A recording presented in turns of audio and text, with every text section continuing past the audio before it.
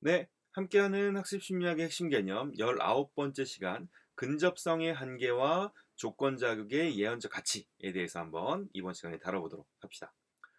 우리가 이제 앞서서 연합의 법칙을 다룬 적이 있었죠. 그래서 크게 연합의 법칙 가장 대표적인 원칙이 세 가지가 있다고 했습니다. 첫 번째는 바로 근접성, 두 번째는 빈도, 세 번째는 강도죠. 그래서 이 근접성, 빈도, 강도. 그래서 이 중에 제1 원리가 뭐라고 그랬죠? 네, 바로 근접성이죠.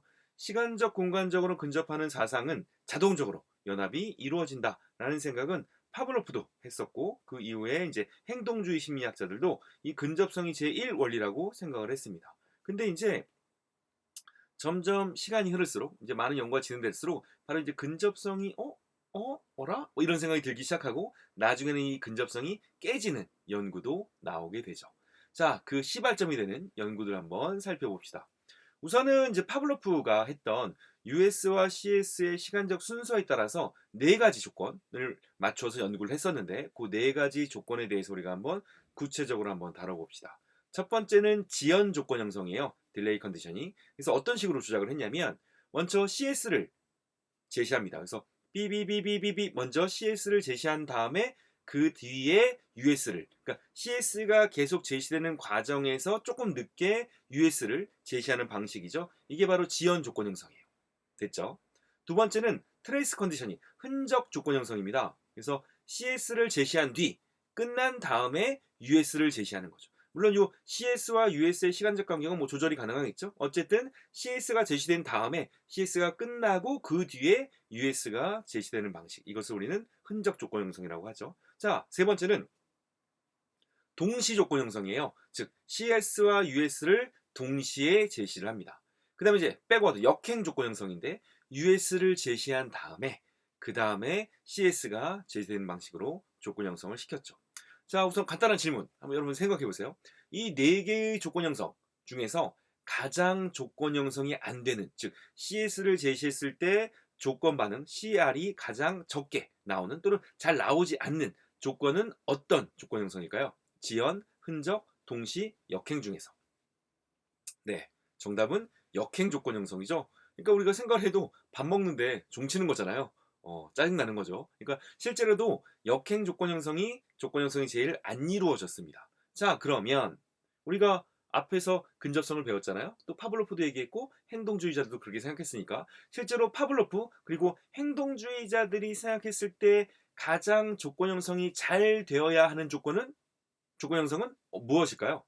네, 바로 동시 조건 형성이죠. 그러니까 우리가 앞에서 근접성이 뭐였어요? CS와 US가 시간적 공간적으로 근접하면, 즉 그 두 사상이 시간적으로 근접하면 근접할수록 조건 형성이 잘 이루어진다. 연합학습이 잘 이루어진다라고 생각을 했으니까 실제로는 동시 조건 형성이 제일 잘 이루어져야만 했죠.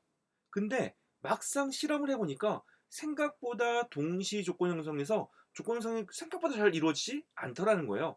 그러면 어떤 조건이 가장 조건 형성이 제일 잘 이루어졌냐? 바로 지연 조건 형성이었습니다. 파블로프 입장에서도 행동주의 입장에서도 참 답답한 일이었겠죠.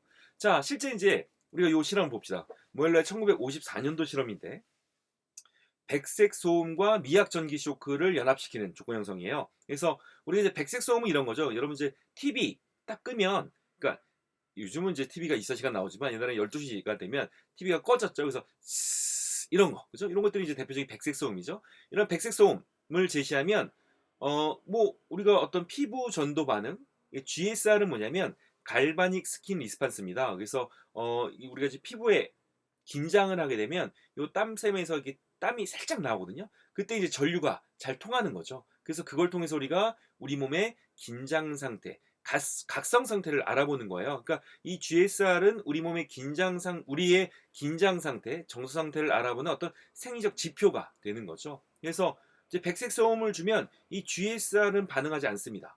근데 피부에다가 미약 정기쇼크 빠직 주면 우리 몸이 긴장하겠죠. 그러면서 피부 전도 반응이 올라갑니다. 즉 백색 소음은 뉴트럴 스티머스가 되는 거고 중성 자극이 되는 것이고 미약적인 쇼크 피부 전도 반응 상승은 뭐겠어요? US, UR이 되는 거죠. 그렇죠? 무조건 자극, 무조건 반응이 됩니다. 그리고 이것을 짝짓는 거죠. 백색 소음, 쇼크, GSR 상승. 백색 소음, 미약 쇼크, GSR 상승. 이렇게 조건 형성을 시킨 다음에 백색 소음을 제시하면 GSR이 상승하겠죠. 이제 우리가 일반적인 조건 형성의 절차입니다. 자, 이렇게 조건 형성을 시키는데 아까 저기서 백색 소음과 미약 전기 쇼크를 연합시키는, 그죠? 조건 형성시키는 과정에서 요 시간적 간격을 조절해 본 거예요. 그러니까 이 백색 소음과 미약 쇼크를 동시에 제시했을 때서부터 시작해서 이 백색 소음과 미약 쇼크를 조금씩, 백색 소음이 삐 있을 때 이제 미약 쇼크를 제시하는, 즉 지연 조건 형성 방식으로 시간적 간격을 벌려본 겁니다. 그랬더니 실제로 동시 조건 형성에서는 여기 그래프를 보죠. 보면, 그러니까 0초 부분이 어찌 보면 동시 조건 형성이 되겠죠. 거기서부터 시작해서 쭉 시간 간격을 벌려봤더니 실제로 대략 몇 밀리세크, 백색 소음을 제시한 다음에 미약 쇼크가 대략 450mS. 450mS는 0.45초 정도 되는 거예요.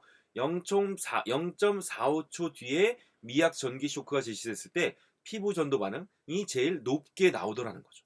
그죠? 나중에 백색 소음을 제시하면 이 피부 전도 반응이 가장 높이 나왔을 때는 백색 소음이 제시된 뒤 대략 450mS 이후에 미약 쇼크가 제시됐을 때 피부 전도 반응이 제일 높게 나왔습니다. 즉 지연 조건 형성이 제일 잘 이루어지더라라는 것을 보여주는 거죠. 물론 이제 0.45초면 뭐 거의 우리가 이제 우리의 일반적인 지각 과정에서는, 그러니까 일반적으로 사람이 느끼는 과정에서 0.45초면 거의 동시라고 느낄 수도 있겠지만 실제로 우리 인지 과정에서의 450mS는 어마어마한 차이죠. 어쨌든 아무리 실험을 해도 정확히 딱 0초 동시 조건 형성이 아닌 어쨌든 조금의 지연, 그죠? 조금의 지연을 했을 때 조건 형성이 제일 잘 이루어지더라는 거예요. 많은 실험들이. 자, 그러면 왜 지연 조건 형성이 더 잘 이루어질까?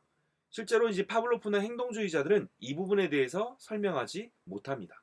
그 이후에 많은 인지주의자들, 그 이제 행동주의 시대에도 이런 어떤 인지의 개념, 우리의 사고, 생각의 개념을 넣어야만 이것이 설명이 되는 거죠. 자, 봅시다. 우리가 이제 지연 조건 형성과 동시 조건 형성이 있는데 우선 동시 조건을 한번 여러분들이 생각을 한번 해보세요. 즉 종소리와 바비 또는 전기 쇼크와 종소리가 동시에 제시가 됩니다. 그러면 우리가 굳이 종소리에 주의를 둘 필요가 있을까요? 종소리와 밥이 동시에 나오면, 즉 이 종소리는 이 밥이 나오는 데 있어서 별로 크게 역할을 하지 않아요. 우리는 뭐에 주의를 기울이게 돼요? 당연히 그냥 전기 쇼크 또는 밥에 주의를 기울이죠. 동시에 나오는데 굳이 소음, 그죠? 그냥 소음이 되는 거죠. 이 소음에 주의를 기울일 필요가 없는 거예요. 자, 근데 지연 조건 형성에서는 삐비비비비비가 나온 뒤에 밥이 나온다면, 그죠? 그렇다면 우리가 뭐예요? 이 CS 종소리에 또는 삐비비비 뒤에 전기 쇼크가 온다면 우리는 이 종소리에 주의를 기울일 필요가 있겠죠. 즉 이것은 이 지연 조건 형성에서의 CS는 바로 US 등장의 예언적 가치가 있는 겁니다. 그러니까 우리는 종소리에 주의를 기울일 필요가 있는 거죠. 그러기 때문에 이 지연 조건 형성에서 조건 형성이 잘 이루어졌던 거죠. 즉 기대, 즉 CS가 US가 등장한다는 어떤 신호로서의 가치, 이것은 우리가 생각을 한다는 거죠. 즉 이러한 단순한 연합학습 과정에서도 단순히 어떤 신경적 연결에 의한 반사 과정이 아니라 CS가 US가 나타난다는 어떤 기대 또는 신호로서 작용한다라는 것은 우리가 고차원적인 인지 과정이 관여한다는 것을 보여주는 예시가 됩니다. 여기서부터 이제 근접성이 깨지기 시작하게 되는 거죠.